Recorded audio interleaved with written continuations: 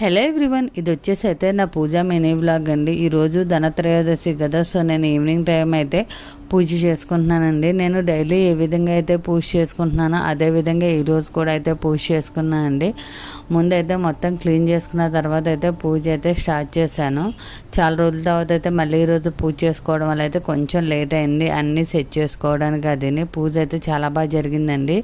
ఈ దీపావళికి ముందు వచ్చే 2 days కూడా బయట కూడా మన గుమ్మం దగ్గర దీపం పెట్టుకుంటే చాలా మంచిది అంటుంది. సో నేను అందుకనే లోపల పూజ అయిన వెంటనే బయట సింహద్వారం దగ్గర అయితే దీపం పెట్టి అయితే దీపానికి అయితే పూజ అయితే చేశాను. ఇక్కడ కూడా అయితే చాలా బాగా జరిగిందండి పూజ. ఇంకా ఈ దీపాలు అవి చూడగానే మా రియాన్స్ అయితే ఈ దీపం ఎందుకు పెట్టామా, హ్యాపీ దివాళియా అని అయితే విషయం చెప్పి భలే ఎంజాయ్ చేస్తుందండి. సో ఇది వచ్చేసి అయితే నా పూజ అండి. చూసారు కదా నేను ఎలా చేసుకున్నాను.